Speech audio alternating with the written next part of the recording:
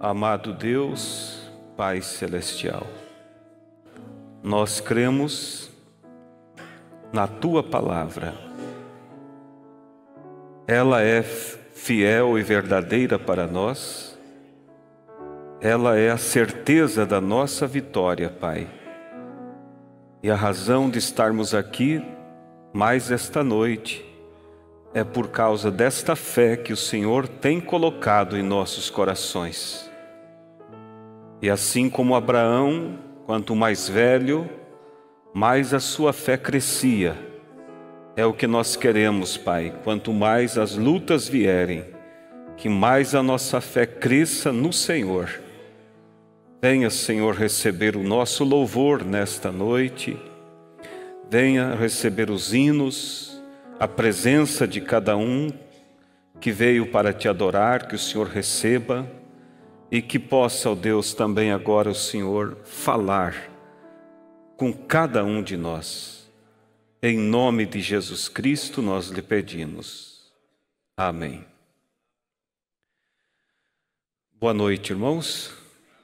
Que Deus continue abençoando a todos no nome de Jesus Cristo. Vamos abrir nossas Bíblias em São Lucas, capítulo 24, versículo 49. Enquanto os irmãos procuram, nós queremos também transmitir a saudação a todos que estão participando, acompanhando. Que Deus seja com cada um de vocês. Amém? Que a mesma presença do Espírito Santo que está aqui possa também estar aí em seu lar. São Lucas 24, verso 49. E eis que sobre vós envio a promessa de meu Pai. Ficai, porém, na cidade de Jerusalém, até que do alto sejais revestidos de poder. Podemos ler juntos? Repetir? E eis que sobre vós envio a promessa de meu Pai. Ficai, porém, na cidade de Jerusalém, até que do alto sejais revestidos de poder. Pode se assentar, irmãos. Eu quero meditar com os irmãos sobre um tema com o título Possuindo toda a armadura. Toda, não parte, mas toda a armadura. Porque Deus, Ele não nos enviou para uma batalha desarmados e nem tampouco sozinhos, mas Ele disse: eu estarei convosco e em vós todos os dias. Essa é uma promessa viva, uma promessa verdadeira.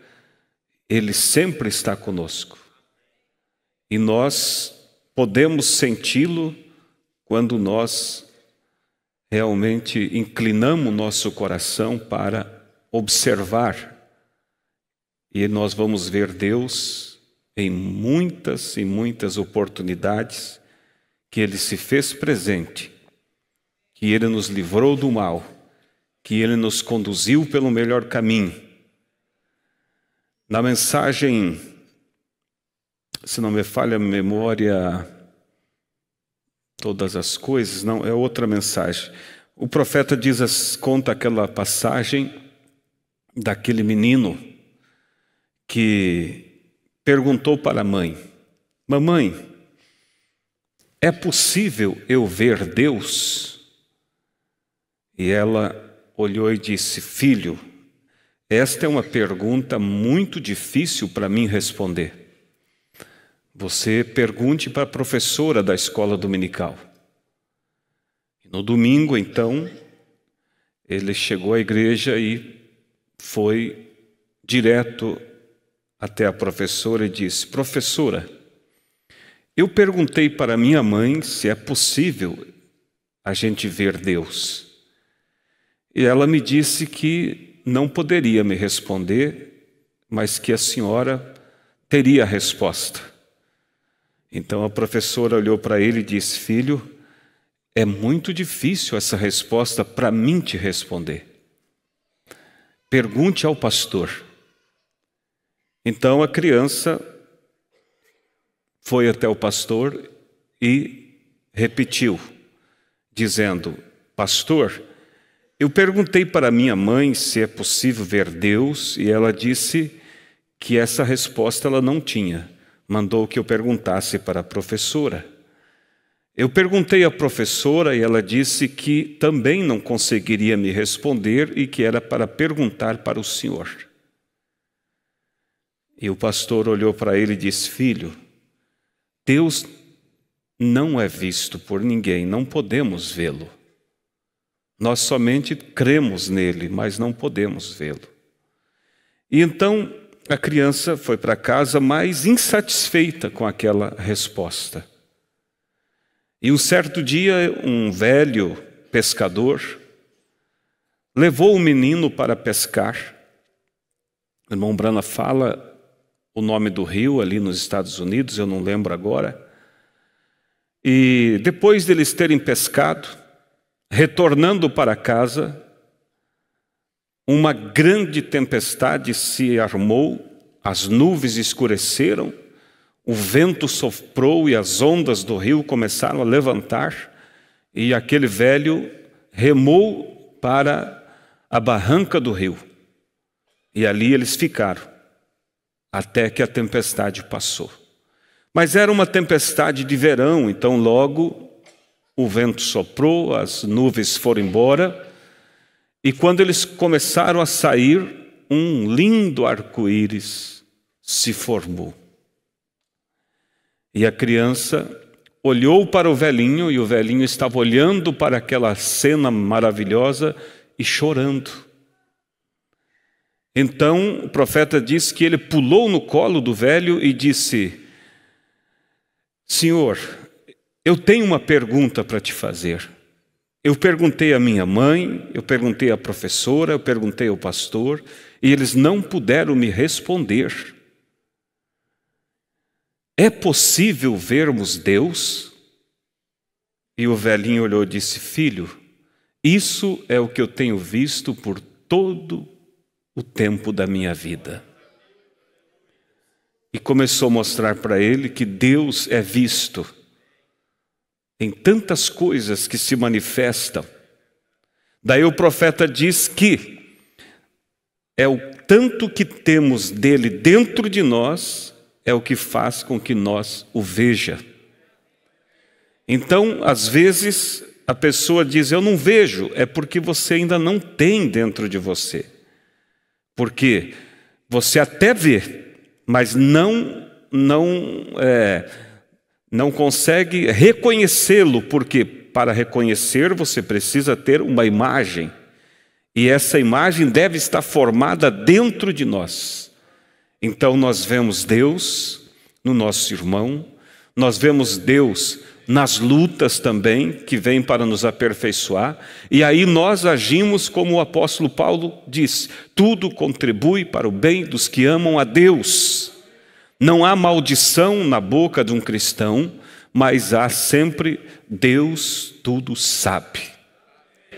Como ficou registrado aquela frase da mãe do nosso irmão, nosso diácono, irmão Alduino, quando ela estava no hospital, prestes para morrer, e a família chegou ali chorando e tristes, abatido, e ela disse: não se preocupem. Ela disse: o dono do mar está no barco. Então, quer dizer, não tem problema, eu estou indo, mas o dono desse mar, ele está no barco. Aleluia! E aí você tem realmente serenidade. Você consegue ver Deus. Você consegue sentir Deus. Aleluia! Mas é preciso que Ele esteja em nós, e Ele estará em nós através da sua palavra. E o que nós queremos falar nesta noite é sobre essa armadura que Deus tem para cada um de nós, para capacitar o menor do crente, fazendo dele um terror para Satanás. Isso é possível quando você reconhece Deus em sua palavra. Aleluia! Então veja que nós viemos a esse mundo e nós, às vezes, tem pessoas que pensam, Deus não está comigo, porque olha o que me aconteceu. Por que aconteceu aquilo? Por que Ele permitiu aquilo? Se Deus me amasse, isso não teria acontecido. Lembre que somos cristãos, somos filhos de Deus, mas humanamente somos iguais a qualquer pessoa desta terra. Estamos sujeitos a passar pelas mesmas lutas que eles passam. Estamos sujeitos a adoecer, por quê? Em razão do ambiente em que nós vivemos. Mas a diferença é que, quando nós temos Deus, quando nós vemos Deus, nós enfrentamos aquilo que o mundo enfrenta de uma forma diferente. Nós enfrentamos com o coração em paz, porque sabemos que o dono do mar está no barco. Então não há problema, não há perigo. É uma luta, é um problema, mas aquele que tem domínio sobre tudo está conosco. E aí você enfrenta as lutas com coragem. E nós não viemos ao mundo para estar em um piquenique, como disse o profeta. Não estamos em um piquenique, estamos em uma guerra. E o importante é você ir para esta guerra sabendo do que você vai enfrentar lá, porque aí você vai preparado. Quando começou essa terrível guerra ali na Ucrânia, lembra que o presidente da Rússia, enganando como é natural deles, reuniu milhares e milhares de soldados na fronteira, e a mídia toda acompanhando, e ele dizendo, não, estamos fazendo treinamento, é treinamento. E de repente, de uma hora para outra, a ordem foi invadir a Ucrânia. E foi o maior desastre para a Rússia, porque aqueles soldados não sabiam que estavam indo para a guerra, não estavam preparados psicologicamente, emocionalmente, e foi um desastre. Mas lembre que o nosso general, ele nunca nos escondeu o que nos espera no caminho. Ele nunca disse, olha, vai que só haverá bênção, não terá problemas. Não, ele disse, no mundo vocês terão aflições, mas confie, tende bom ânimo, eu venci o mundo. Ou seja, se eu venci, vocês vencerão. Ele disse, eis que eu vos envio como ovelhas no meio de lobos. Mas ele também disse, mas eu estarei convosco, eu estarei em vós. Então quando você enfrenta o inimigo, não é surpresa, você sabe que vai ter que passar por isso, mas você também sabe que ele está ali, que ele está no barco. E aí você somente diz, Senhor, me ajude, Senhor, me dê força para passar. E você encontra força onde você nunca imaginava que tinha. Quantas vezes você olha para determinado irmão ou determinada família passando por momentos terríveis e você pensa, eu nunca suportaria passar por algo assim. Isso seria o meu fim. E de repente você acaba entrando em algo semelhante e uma força que você não sabia de onde surge dentro de você. Por quê? Porque o profeta disse que ele nos dá graça suprema na hora suprema. Então nós, irmãos, estamos bem posicionados e não estamos desamparados.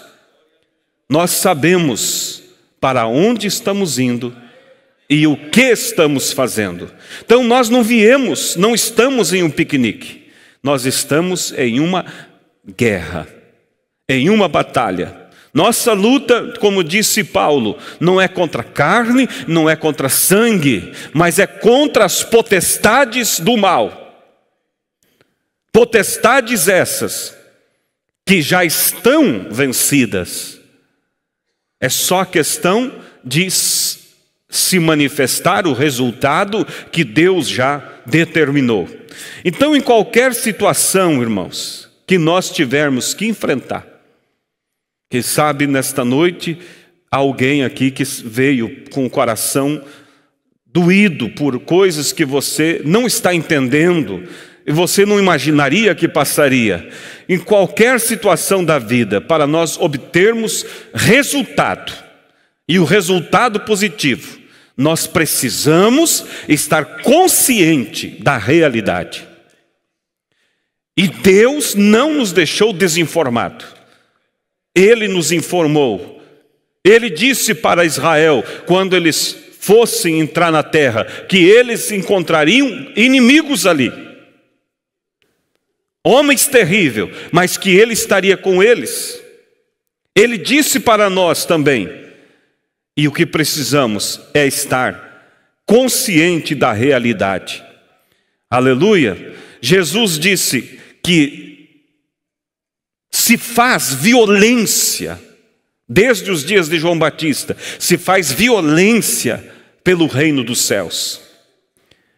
Em outras palavras, Ele nos mostrou que é necessário termos garra pelo reino, pelo céu, pela eternidade. Não é com o coração mole, coração fraco, mas se faz violência. Você tem que realmente estar determinado e ter a realidade da vida, das situações que vai enfrentar e do resultado que você quer. E Deus irá suprir essa expectativa.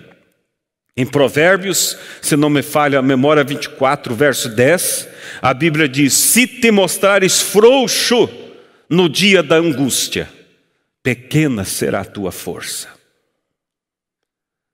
A pessoa entrar na batalha como um derrotado, ele tem que entrar realmente posicionado.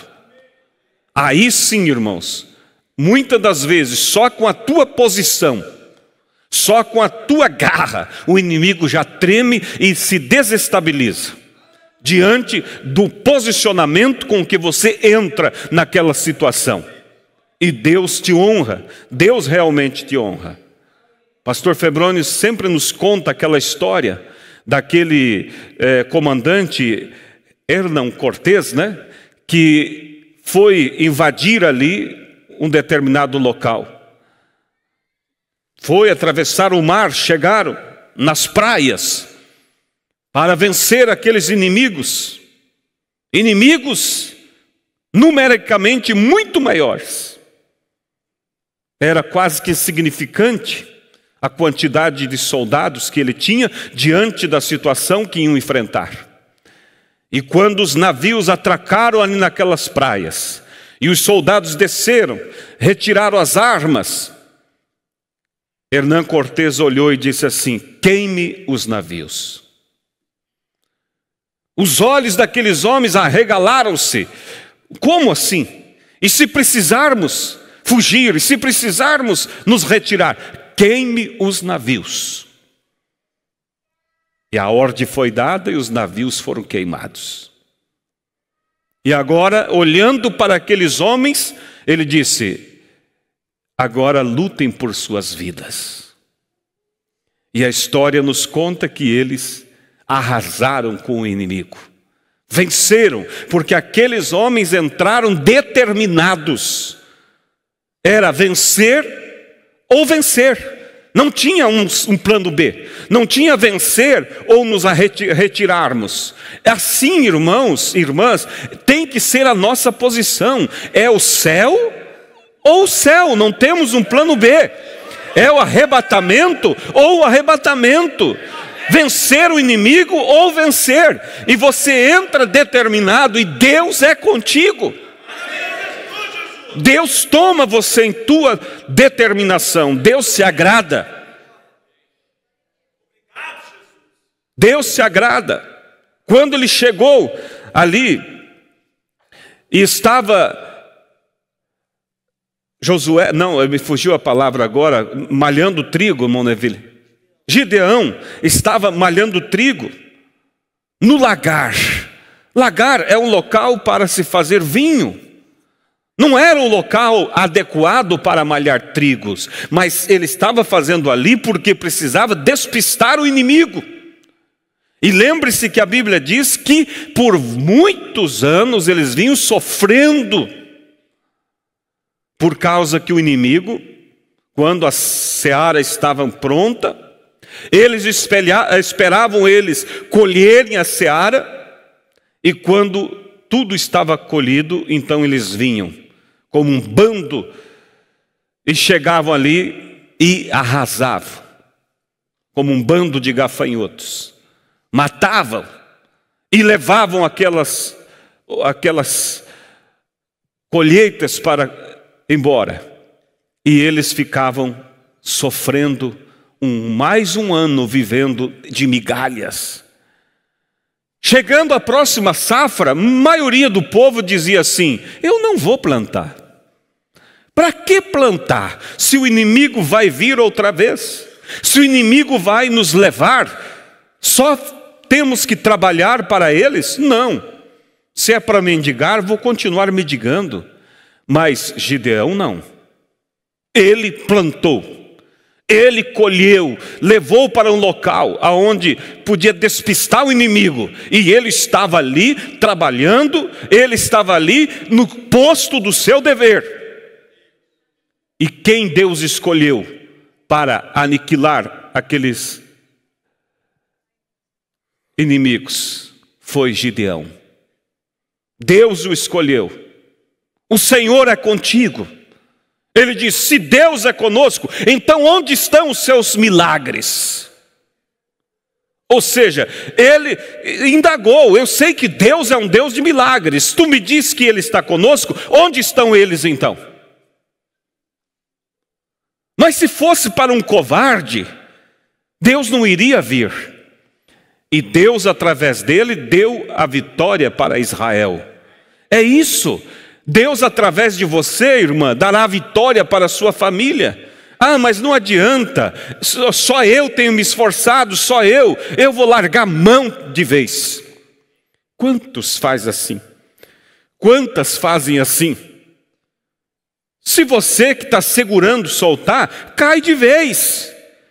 Seja você a porta para Deus atuar na sua casa. Ah, mas por quanto tempo eu tenho esperado e nunca muda? Um dia vai mudar. Se você crê, Deus fará a obra. Ele disse: é possível dessas pedras levantar filhos a Abraão. É possível desse bêbado se fazer um santo. É possível sim. Mas fica no seu lugar. Não seja covarde. Faz como Gideão. Entre na batalha, irmãos, sabendo o que você quer. Irmão Branda conta aquela experiência daquele mendigo que chegou na casa dele, pediu um prato de comida, e o irmão Branda foi, pediu um pedaço de pão, o irmão Branda diz, e ele foi e trouxe um prato de comida, e deu ao mendigo. E o mendigo então, comendo, o profeta observando, olhou para ele e disse: de onde você vem? O mendigo levantou os olhos e olhou para o profeta e disse: de lugar nenhum. Continuou comendo. O irmão Branda indagou outra vez: e para onde você vai? Para lugar nenhum também. Essa é a vida de alguém, de um mendigo, que será sempre um mendigo, será sempre um ninguém. Mas nós sabemos de onde viemos, nós sabemos para onde vamos, nós temos um foco, nós temos um objetivo, e você está agarrado ali.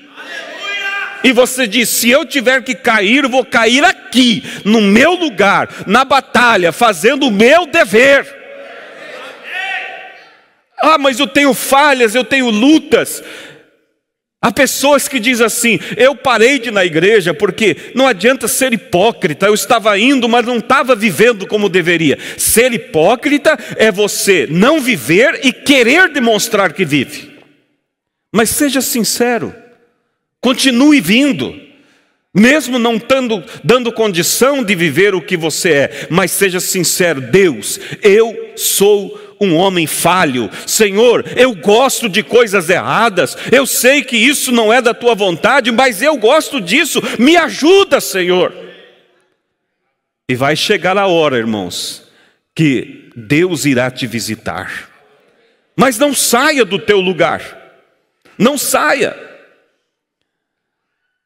porque se sair do lugar, Elimeleque, quando ele saiu junto com sua esposa, e foram peregrinar, porque em Israel estava faltando alimento, havia uma seca. E lá foi ele e Noemi, se foram para aquelas terras.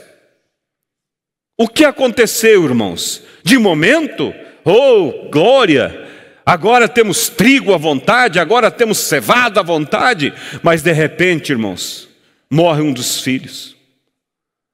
Morre primeiro Elimeleque, morre um dos filhos, morre o outro filho, e volta agora Noemi, sem esposo e sem filhos. E o profeta diz que não abandone a sua terra. E a nossa terra hoje é a palavra. Mesmo que estiver em necessidade, em problema, não abandone a tua terra, fique na tua terra, fique na palavra, continue olhando para Deus. E eu digo, irmãos, com toda a convicção, que quando Ele voltar, mesmo que você esteja lutando e ainda não chegando onde deveria chegar, Ele não te deixará. Por quê? Porque Ele viu que você está no teu posto do dever e Ele te vê como perfeito. Ele vê você como perfeito. Por quê? Porque Ele não está olhando o exterior, Ele está olhando o interior. Deus não tem duas medidas para medir. Se Ele mede o pecador e diz assim: se olhar para uma mulher e cobiçar em seu coração, já cometeu adultério com ela. Não precisa ele cometer o ato, é só ele desejar. Para Deus é como se tivesse feito. Será que Deus tem outra medida para medir os teus desejos? Quando você ora e deseja o Espírito Santo, deseja a vida eterna, deseja o que é correto, será que Deus vai olhar, medir com outra medida? Não, Ele vai olhar e dizer: você já o tem, eu já tenho, eu já te reconheço como um vencedor. Porque o teu coração deseja a minha presença, o teu coração deseja a vida eterna. Deus é justo, irmãos. Não deixa o diabo fazer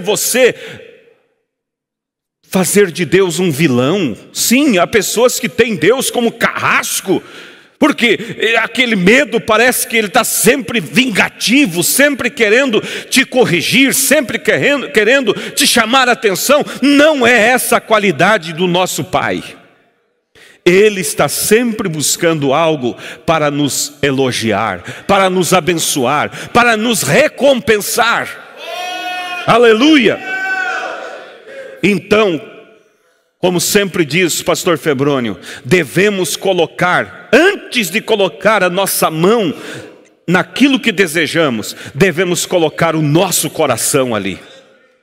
Depois que o teu coração estiver lá, a tua mão chegará ali. Você vai conquistar. Mas há muitos que fazem o contrário, querem colocar a mão para depois pôr o coração. Eu quero a salvação, mas o coração está no mundo. O coração está nos entretenimentos que o diabo tem por aí. Você nunca vai alcançar dessa forma.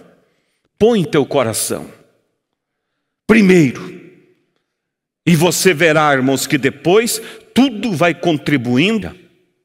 É somente algo intelectual.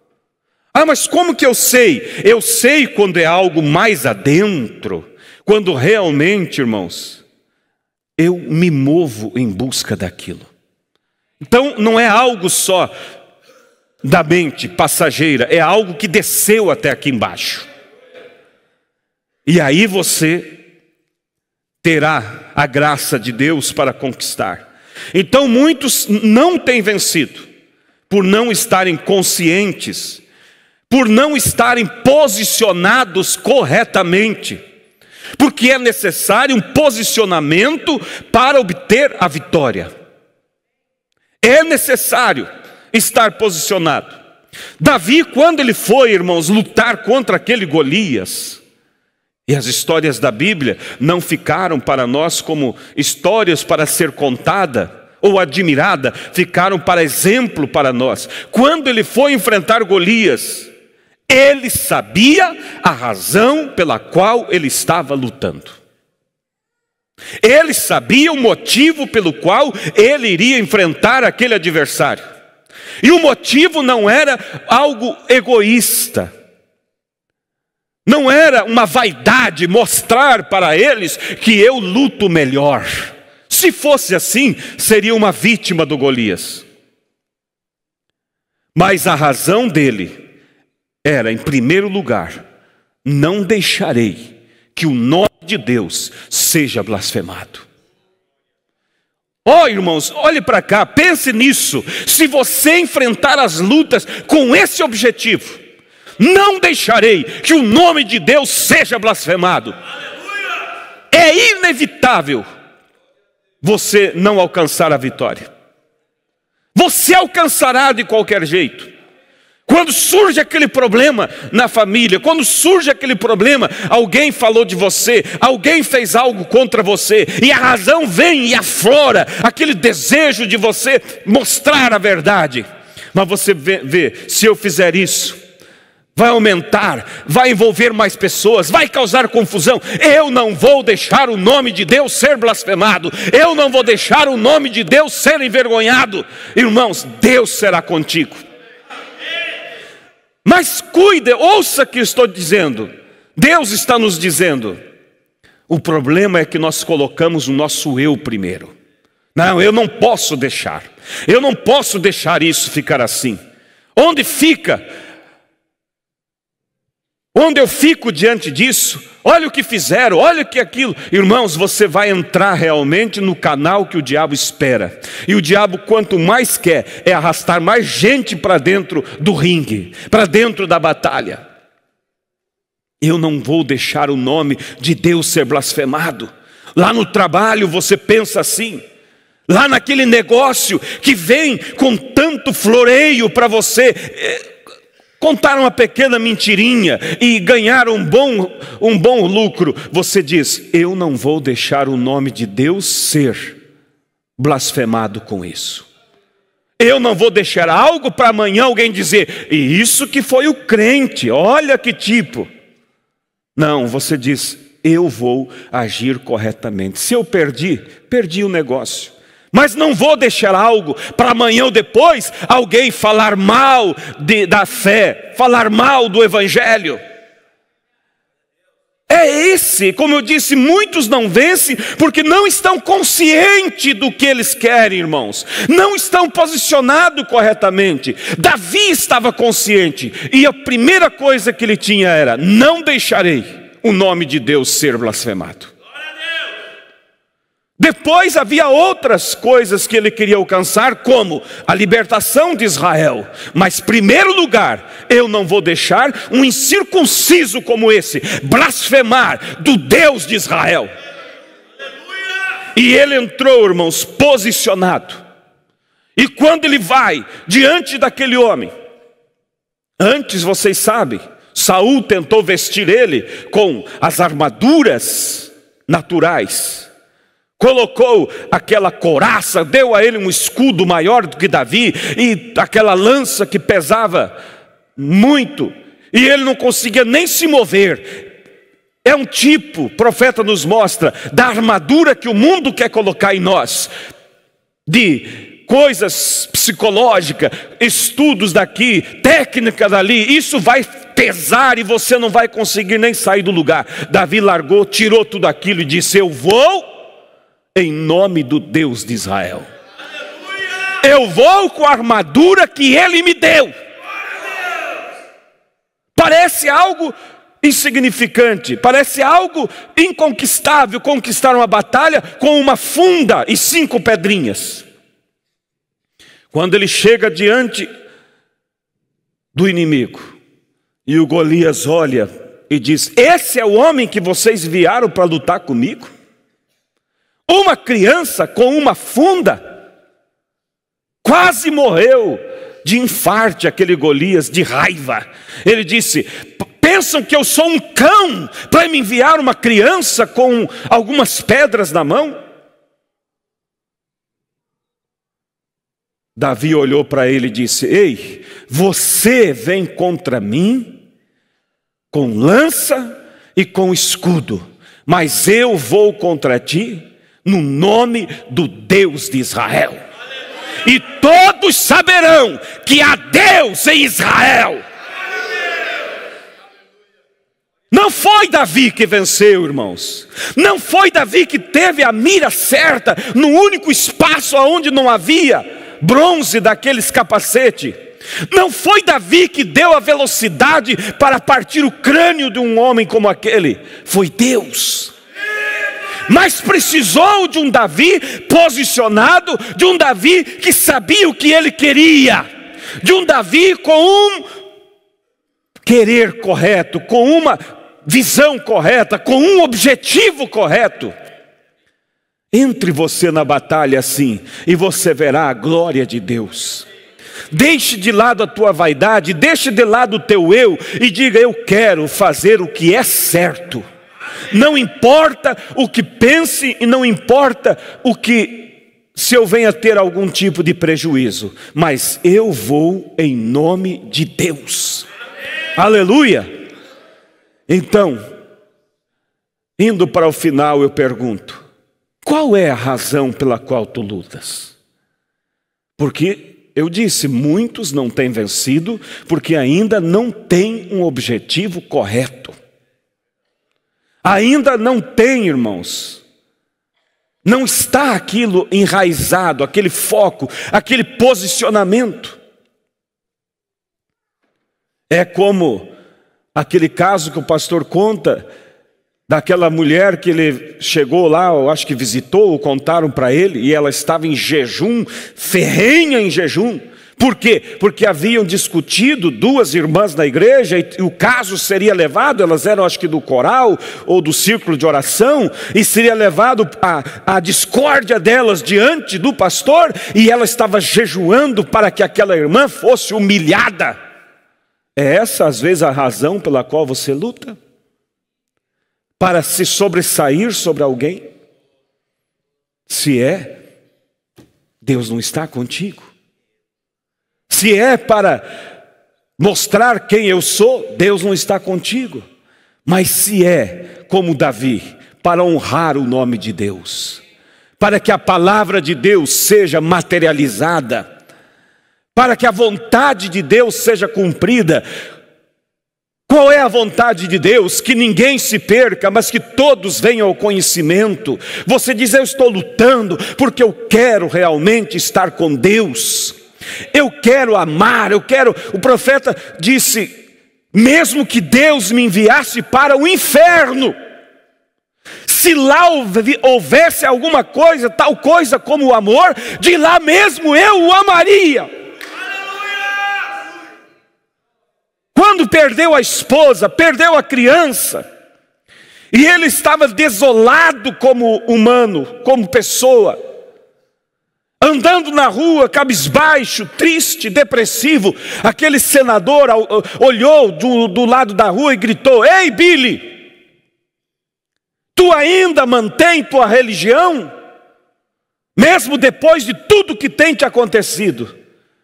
A resposta foi: não, eu não mantenho minha religião, é ela que me mantém.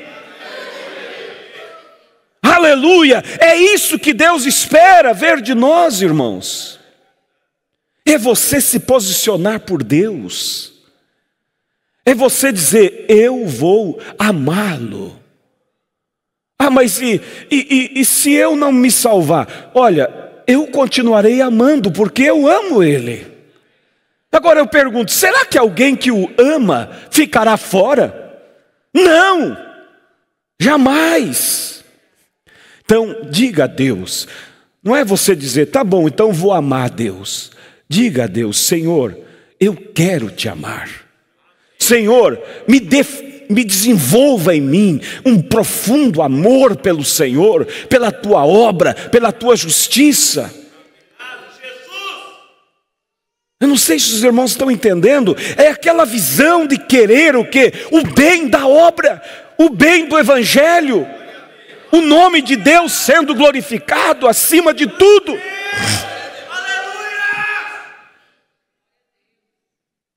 Qual é a posição que Deus exige de cada um de nós para vencer? Primeiro, que haja em nós um motivo, um objetivo correto.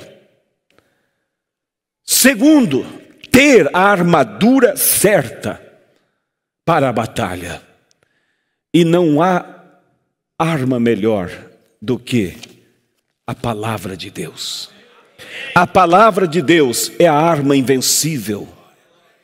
Irmão Branham disse na mensagem o conflito entre Deus e Satanás. Ele diz assim: o homem veio se aperfeiçoando em suas armaduras. Começou com o arco e flecha e foi seguindo, descobriu a pólvora e assim foi até que chegou na bomba atômica, que é a sua arma mais potente. Mas ele disse: Deus não foi assim. Quando Deus deu a arma para a sua igreja, Ele já deu a sua arma atômica, a sua bomba atômica, a sua palavra. E a palavra de Deus é invencível.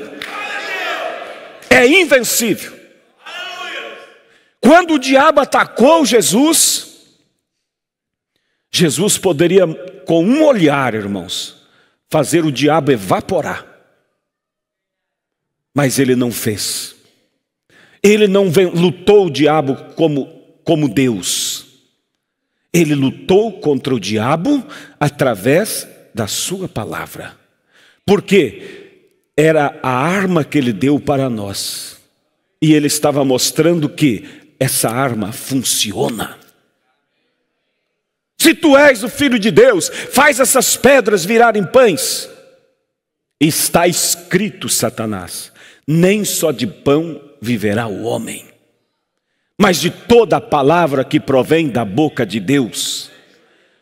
O profeta disse que quando Jesus disse está escrito, foi como um choque de 10.000 volts. O diabo caiu estendido no chão.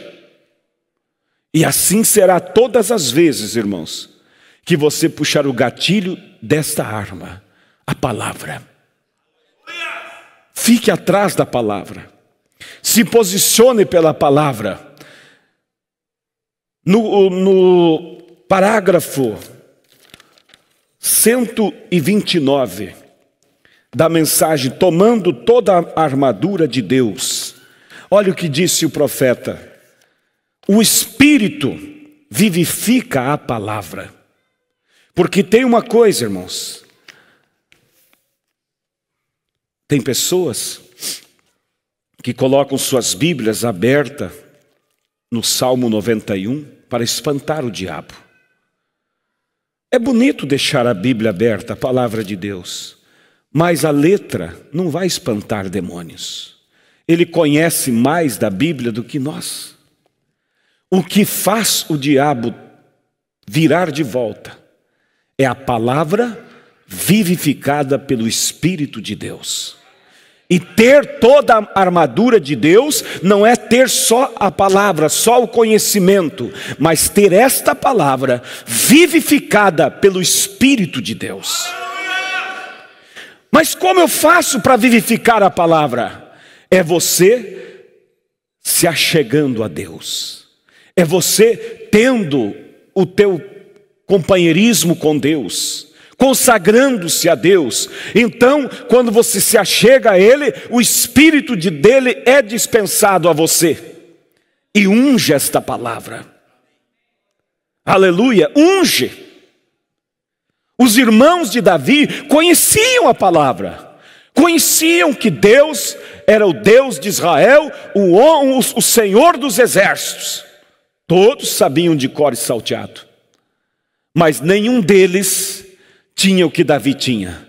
Davi tinha este conhecimento, ungido por uma vida de comunhão com Deus.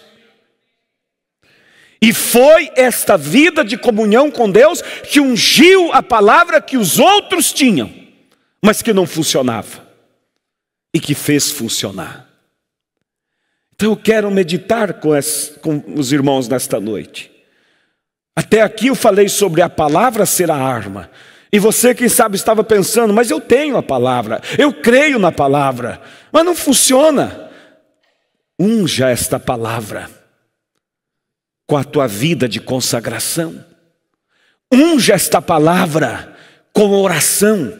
Unja esta palavra com o jejum. Nós fomos chamados e estamos, e eu creio, e espero que todos que fizeram o propósito estejam mantendo o propósito de jejuarmos. Isso é ungir a palavra. E aqueles que estão e continuarão nesse propósito que foi assumido aqui, começarão a ver que há muitas coisas que por anos você não venceu, começarão a se desvanecer. Porque agora você não terá só a palavra, mas a palavra ungida com o Espírito de Deus. O Espírito vivifica a palavra. Em outras palavras, escuta isso, ele é a pólvora. O Espírito é a pólvora, é o fogo. Ele é a pólvora que envia o projétil para fora. Adianta um projétil de uma arma poderosíssima sem pólvora? Vai puxar o gatilho, vai bater 1000 vezes e não vai sair nada. É o que muitos estão tentando. Usar a palavra sem o Espírito, sem a unção de Deus. A palavra, irmãos, você adquire lendo. É simples. Ouvindo. Vai enchendo de conhecimento que é bom. Mas a unção você adquire se posicionando. Se aproximando daquele que é o autor da palavra.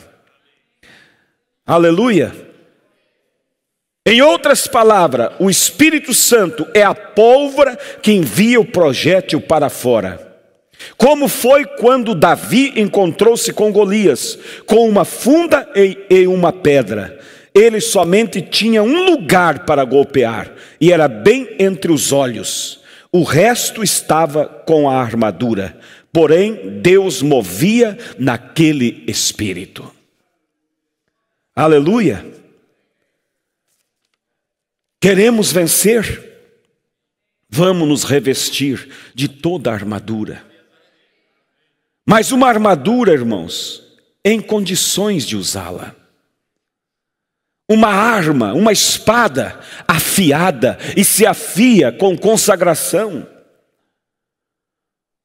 Um projétil com pólvora suficiente para enviá-lo até o inimigo, com o Espírito Santo suficiente para fazer isso.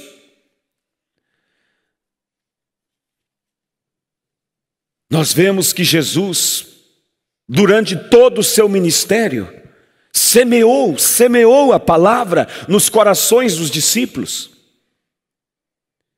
Eles estavam tão cheios de conhecimento que eles sabiam tudo sobre a palavra. Mas bastou 3 dias sem o autor da palavra com eles, para eles começarem a desviar-se. Sim, desviar. Os 2 discípulos no caminho de Emaús, olha o verbo que eles usam na resposta, você vai ver que é um verbo já do passado. Jesus se aproxima e diz: o que é que vocês conversam entre vós pelo caminho? Ora, sobre Jesus chamado Cristo, homem poderoso em palavras e obras. E é já hoje o 3º dia que ele morreu. Esperávamos que ele fosse remir a Israel, mas hoje já é o 3º dia. Esperávamos, já é passado, já não esperamos mais. Nossa fé já se foi. Nossa esperança acabou, esperávamos. Quantas pessoas, irmãos, que Deus vem, se move, você vem ao altar chorando, você vem, é agora, eu vou conseguir. Na segunda-feira as mesmas tentações vêm, e você diz, já a segunda, a terça, a quarta, já é 3 dias, já é 4 dias daquela experiência que eu tinha. Eu esperava que eu ia vencer, mas a vitória está em manter aquela atmosfera. Vai para casa e continue agora, diz: Senhor, é isso, eu não vou perder mais. Eu vou continuar agora orando para segurar a tua presença, porque eu sei que é essa presença que vai lançar esse projétil no coração do inimigo, no coração daquela prova, daquela luta que eu estou passando. Que Deus ajude, irmãos, que isso não seja só palavras, mas que nós possamos olhar e dizer: é isso que está faltando para mim. Eu tenho a palavra, eu conheço, é a armadura, eu conheço a mensagem, eu sei que é a verdade, mas não tem funcionado. Eu vou buscar ungir esta palavra com o Espírito. Aleluia.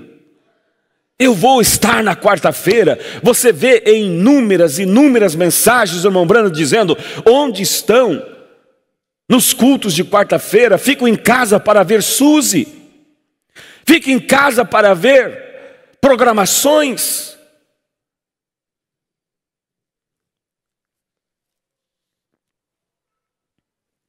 Mas veja, irmãos, os discípulos tinham a palavra, mas os corações deles estavam cheios de amargura, cheio de desejo de vingança. Quando o soldado veio, Pedro com a palavra puxa a espada e vai para cima para matá-lo. Quando Jesus manda eles preparar um local para o culto, eles chegam ali na cidadezinha e o povo diz: não queremos receber a Jesus aqui. Eles voltam e diz: mestre, eles não aceitaram a reunião. Queres tu que nós chame fogo do céu para queimá-los? Era o quê? Portadores da palavra, sem o Espírito. Deus tinha, irmãos, um plano completo. E o plano de Deus não era somente a palavra, conhecimento, filosofia. Não! O plano dele era mais. Por quê? Porque ele sabia que ninguém conseguiria. Porque, escuta, irmão, a palavra é o quê? É a expressão do próprio Cristo. Então Cristo, ao trazer a palavra, ele estava expressando quem ele era. E ele era quem? O perfeito que desceu do céu. E como alguém poderia, então, viver aquela palavra? Porque viver a palavra era ser perfeito como ele. Só ele, sendo Deus, poderia. Quando o rico foi ter com Jesus: bom mestre, o que eu posso fazer para herdar a vida eterna? Jesus foi e disse: guarda os mandamentos. Ele disse: desde a minha tenra infância tenho feito isso. Participei da escolinha. depois da reunião dos jovens, depois me casei e me tornei, estou na igreja desde pequeno. É suficiente isso? É bom, mas não é tudo. Então Jesus olhou como sendo Deus e disse: se ele é um bom religioso, por que não tem segurança? E o olhar de Deus foi mais profundo e viu que havia um ídolo no coração dele. Ele amava o dinheiro. E Jesus disse: então, vende tudo que tu tens, reparta com os pobres. Vem e me segue, terás um galardão no céu. O moço baixou a cabeça, triste, foi embora. Quando ele se delongou no caminho, Jesus, eu penso que ficou um tempo em silêncio vendo aquela cena, triste de ver aquilo. E quebrou o silêncio dizendo: é difícil um rico entrar no céu. Jesus expressou, dando a entender aos discípulos que aquele moço se perderia. E Pedro logo então ficou preocupado, porque Pedro por certo pensou: o quê?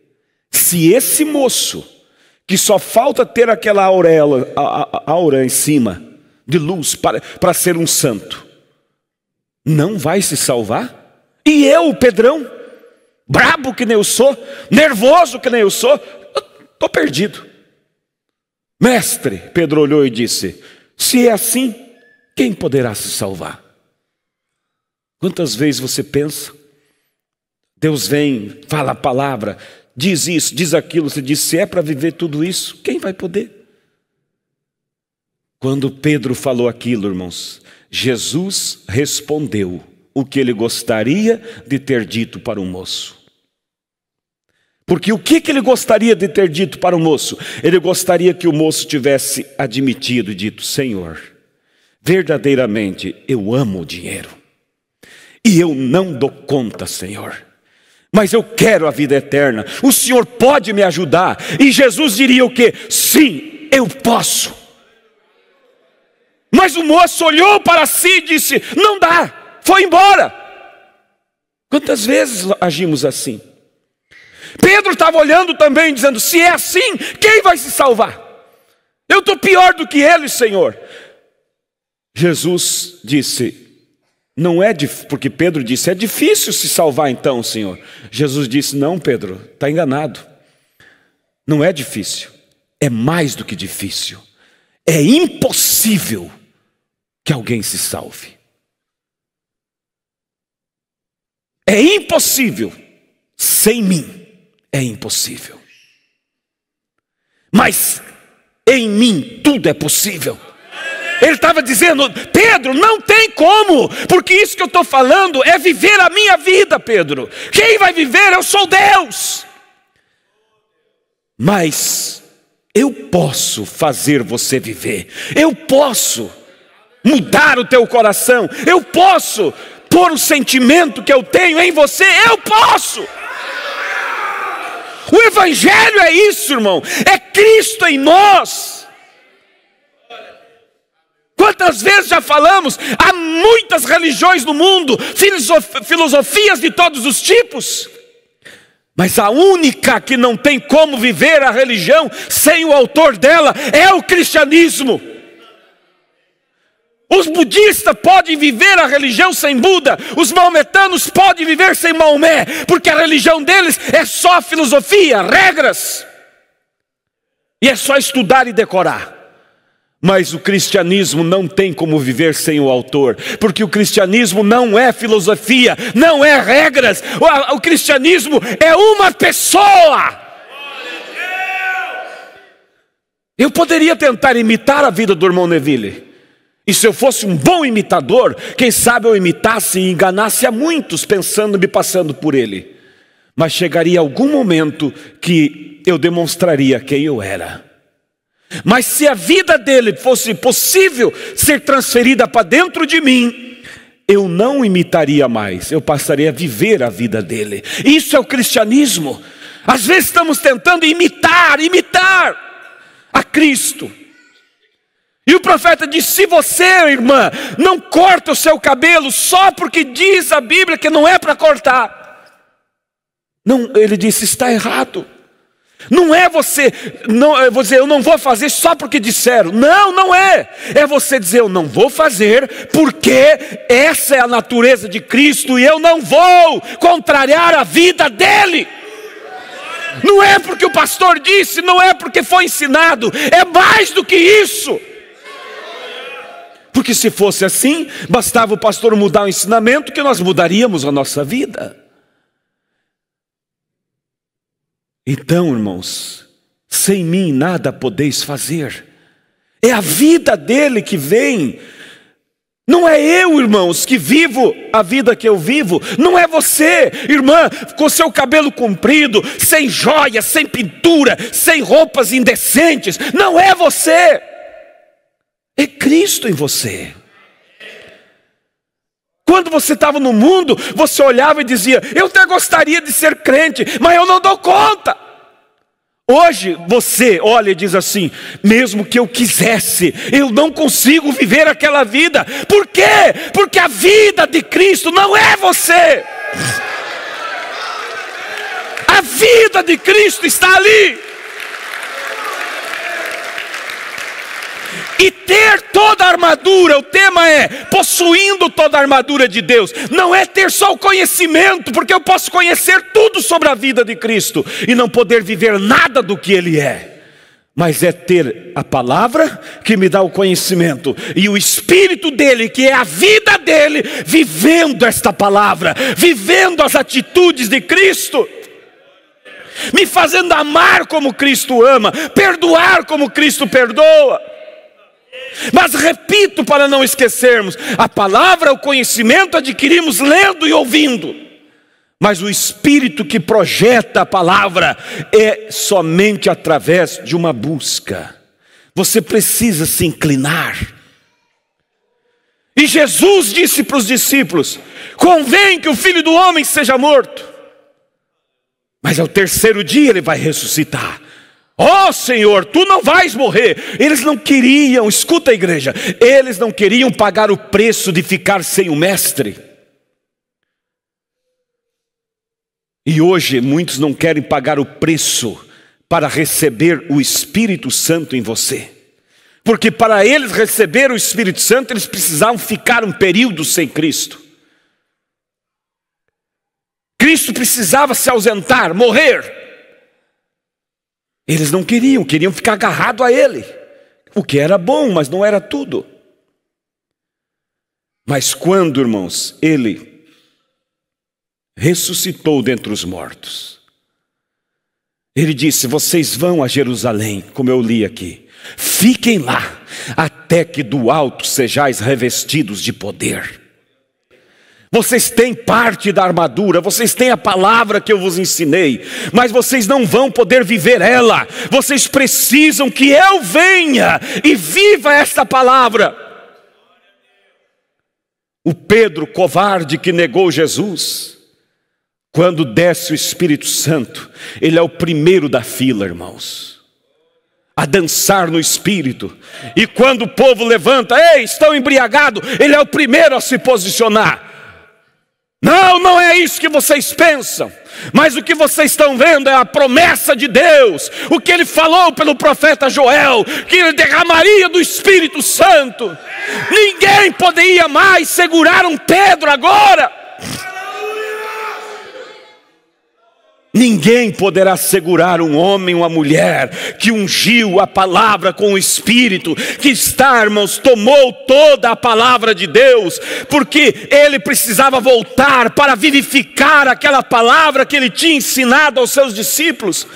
Mas ele não podia, irmãos, corporeamente entrar dentro deles, por isso ele precisava morrer, pagar pelos pecados e assim liberar o Espírito Santo para estar neles.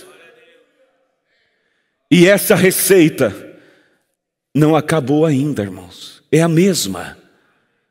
Precisamos. A palavra sozinha em Eva foi torcida. Mas a palavra vivificada pelo profeta A palavra vivificada, o profeta diz, a igreja, a mensagem, não se denominará. Por quê? Grupos que se chamam da mensagem, pode até se denominar, mas aqueles que têm a palavra, a mensagem vivificada, não se denominarão, não serão torcidos como Eva, não. Porque a palavra é o que dá vida, ou melhor, o Espírito é o que dá vida à palavra. E nós estamos indo, irmão, para o final de tudo. A batalha final, os últimos momentos têm chegado. E cada vez a coisa vai apertando mais. E coisas modernas vai entrando, e o mundanismo vai chegando. Mas aqueles que têm o Espírito ungindo esta palavra, se manterão até o final. E você vencerá todo e qualquer inimigo que vier contra ti, porque o teu projétil, que é a palavra, estará ungido com a pólvora que é o Espírito Santo, para explodir a cabeça do Golias, a cabeça do teu inimigo. Vamos nos colocar de pé. Feche seus olhos nesse momento. Olhe para dentro de você. E agora é você e Deus. Qual é o Golias que está te enfrentando?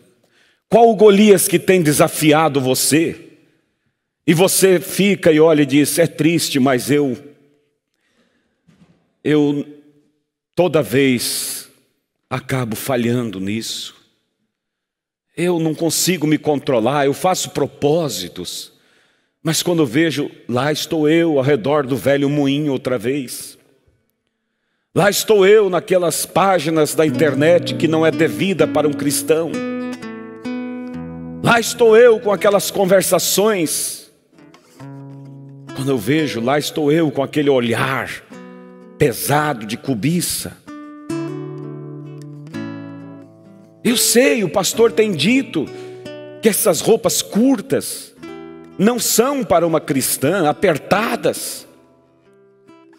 Mas eu não consigo. Eu me sinto cafona se for me vestir diferente. Sabe, é porque a vida de Cristo não está em você ainda. Porque quando a vida de Cristo estiver em você, você verá que glorioso é viver a vida dele. Qual é o teu Golias? Qual é o teu inimigo? Pense, examine agora. Eu sei que vem na tua mente. E eu vou pedir para você, sem emoção, bem entre você e Deus, não precisa o teu irmão ouvir, você mesmo, só você e Deus, cochiche com ele. Diga, Deus, eu entendi. Eu tenho a tua palavra, eu conheço a verdade. E a tua palavra é a arma poderosa, mas não funciona para mim. Mas, Senhor, me desperta e me dê, Senhor, força, perseverança, para que eu possa encontrar o teu Espírito Santo, a comunhão contigo através da oração. Senhor, me convoca para jejuar. Fala, vai falando para Ele. Diga, Senhor, se eu continuar assim, o meu celular vai me condenar naquele dia. Porque eu gasto horas por dia vendo coisas que não são pecado, mas que não contribuem. Quando eu poderia usar o tempo para estudar a tua palavra,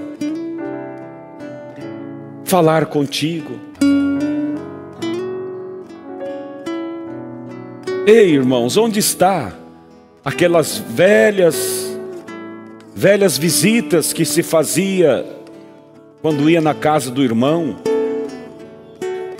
Já levava o caderninho de hino porque sabia que iam cantar. E hoje,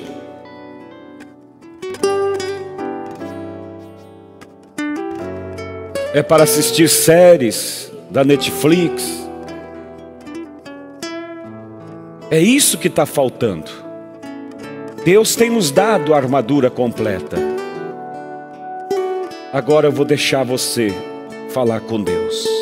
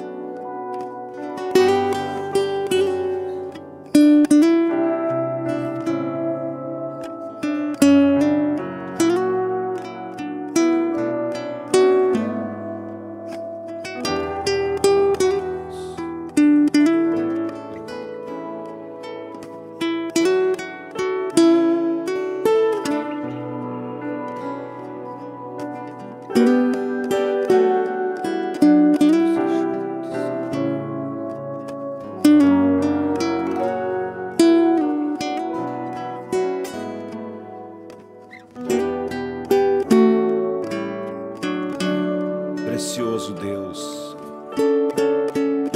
é com sinceridade que cada um fala contigo, Pai. Há lágrimas que correm, coração pulsa, Senhor. E eles estão dizendo, não como o jovem rico, virando as costas e dizendo, não consigo. Mas eles estão dizendo, Senhor, realmente, eu tenho algo dentro de mim que me afasta de Ti. Eu não consigo, mas Tu podes, Pai. Me ajude. E o Senhor nunca disse não a ninguém. Segura nessas mãos, Pai. Unja esses corações. Pai, que hoje seja na vida de Teus filhos um desde então. Que eles possam começar sabendo que não é uma coisa de hoje para amanhã, mas é um cultivo. E eles comecem a cultivar uma vida de oração, de jejum, de reflexão para contigo, Pai. Senhor, é eles que têm que fazer, mas eles não podem fazer se o Senhor não os ajudar. Por isso, nos ajude, Pai. Nos faça melhores cristãos. Pai, que não estejamos lutando para colocar a nossa mão aonde o coração ainda não chegou. Ajuda que o nosso coração esteja apegado ao Senhor e à Tua palavra.